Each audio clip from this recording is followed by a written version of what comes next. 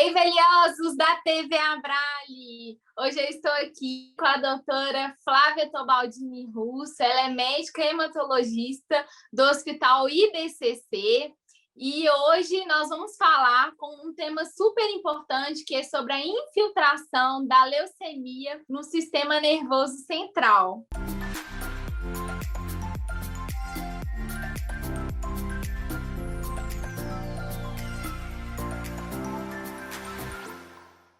Primeiramente, queria agradecer, doutora, por ter aceitado esse convite. Eu que agradeço o convite de participar um pouquinho desse bate-papo sobre um tema tão importante, né? Doutora, para iniciar a nossa conversa, eu gostaria que você explicasse um pouquinho o que é o sistema nervoso central e como que acontece a infiltração da leucemia neste sistema. Então, o sistema nervoso central, ele é um sistema de grande importância para a gente, porque ele é o grande carro-chefe do nosso organismo. É ele ele é responsável por toda a nossa cognição, então a nossa fala, a nossa memória, a escrita.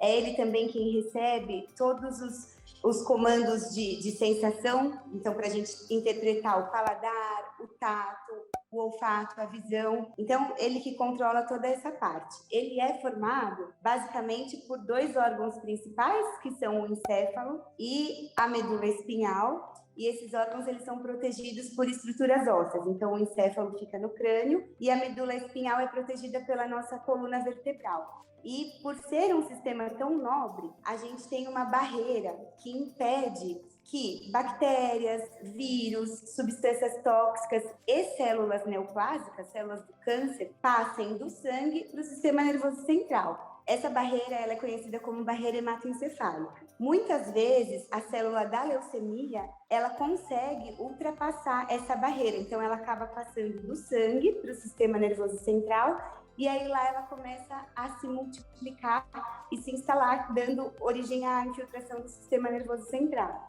Entendi. E doutora, meningite leucêmica é a mesma coisa? Sim, meningite leucêmica é um termo que a gente usa um pouco menos comumente, mas é sim um sinônimo da infiltração do sistema nervoso central, porque na verdade a palavra meningite nada mais é do que a inflamação dessas membranas, que são as meninges que a gente falou anteriormente.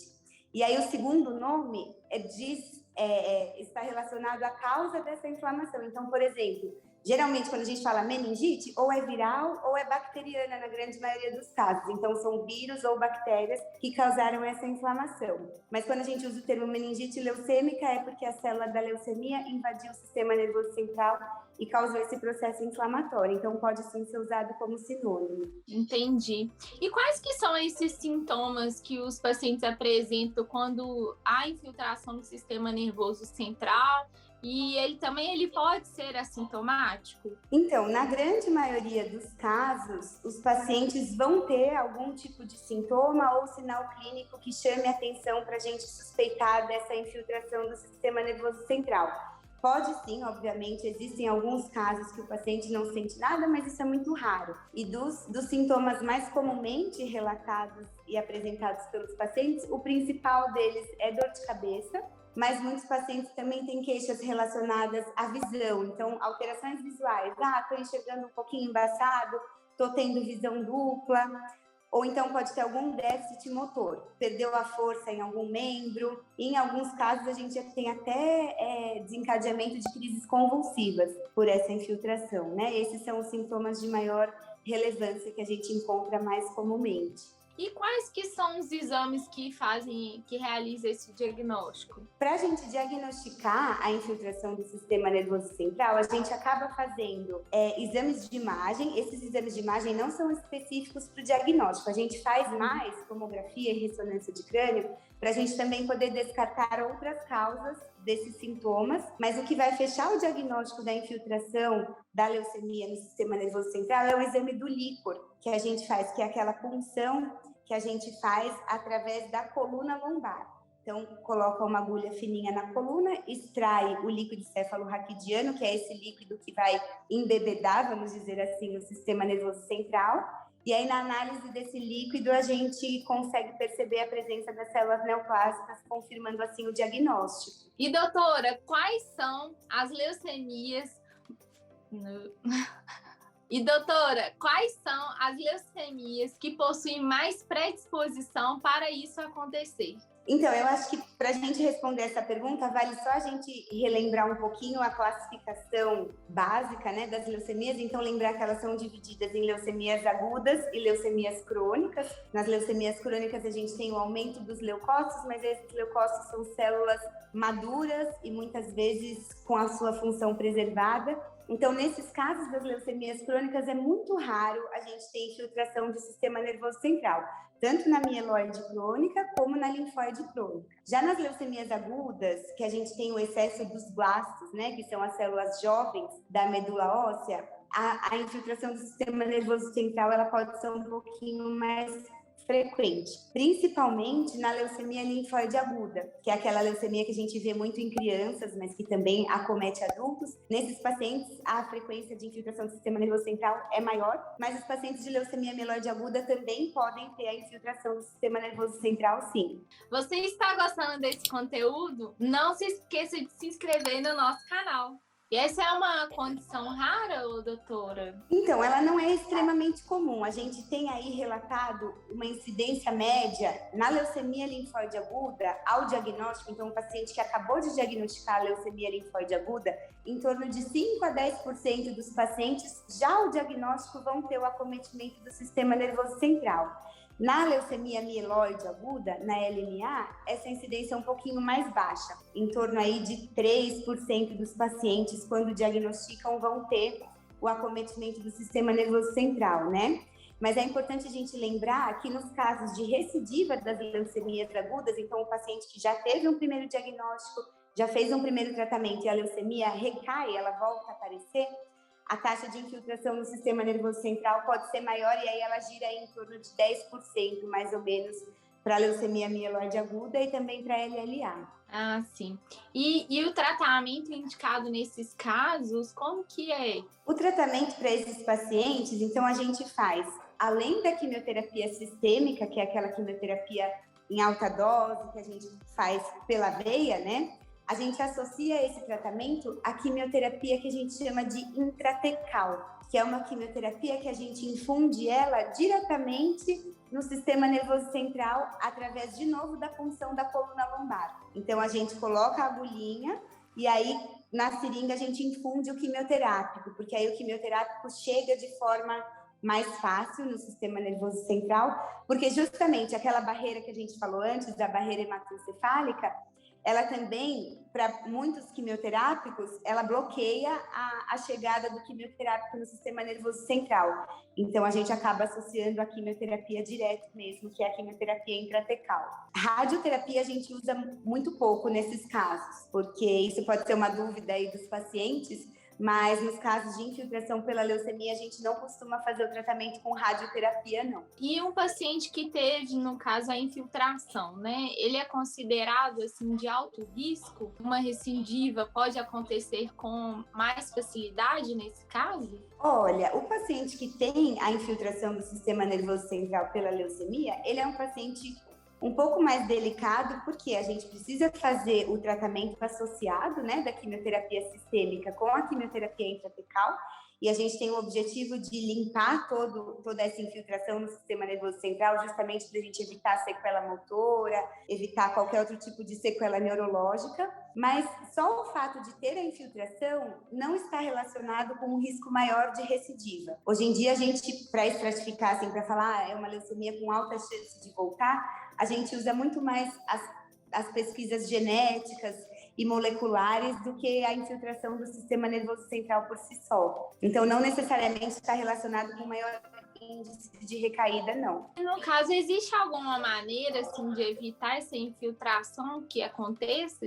Existe alguma forma aí da gente evitar? Então, existe. Na verdade, em alguns pacientes, então, por exemplo, nos pacientes que têm o diagnóstico de LLA, que é a leucemia linfóide aguda, que tem uma chance um pouquinho maior de infiltrar o sistema nervoso central.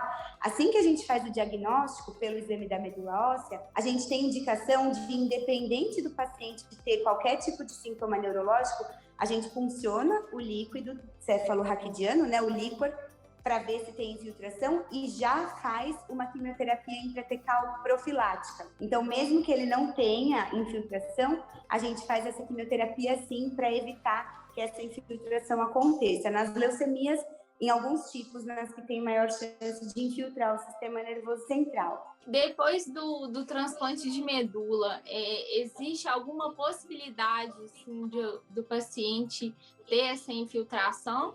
Olha, infelizmente sim, né? Então, assim, a gente sabe que o transplante de medula, em grande parte das leucemias, é um dos únicos tratamentos com perspectiva curativa, né? De a gente ter essa doença eliminada, erradicada e ela não voltar mais. Mas, infelizmente, esse tratamento não garante 100% de cura, né? Então, a leucemia pode recidivar. E a leucemia recidivando, ela pode novamente infiltrar o sistema nervoso central. Inclusive, como a gente falou antes, quando ela recai, quando ela volta, a chance é um pouquinho maior disso acontecer. A infiltração do sistema nervoso, ela pode ser considerada como metástase da leucemia? Então, a leucemia, as doenças hematológicas de forma geral, elas são um pouquinho diferentes dos tumores que a gente chama de órgãos sólidos, né? Então, tumor de pulmão, de próstata, de mama. Por quê? Porque a célula da leucemia, ela já é uma célula sistêmica, porque uma vez que ela está na corrente sanguínea, ela vai circular por todo o organismo. E ela circulando, ela pode se instalar em qualquer órgão. Então, a gente usa muito mais o termo infiltração mesmo do que o termo metástase nos casos de leucemia, né? Diferente, por exemplo, um câncer de mama. Para a célula da mama começar, a célula doente da mama começar a proliferar no osso ou no cérebro, ela precisa primeiro atingir a circulação sanguínea e aí depois chegar no outro órgão.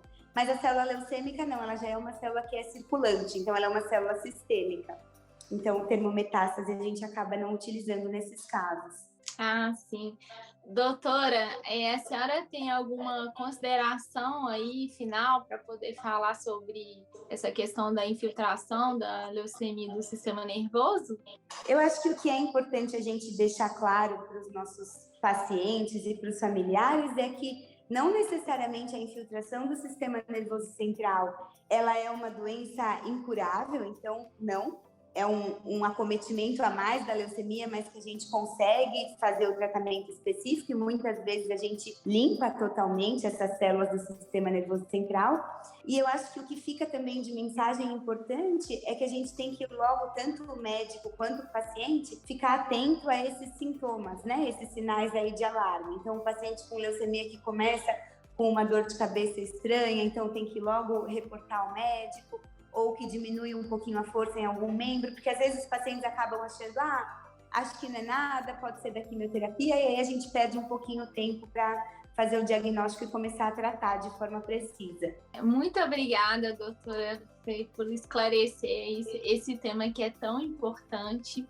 E nós queríamos mesmo agradecer por ter participado aqui dessa entrevista através do canal da TV Abrale. Eu que agradeço a oportunidade, é sempre um prazer poder participar aí, levando um pouquinho de informações para vocês. Você gostou desse conteúdo? Ative o sininho.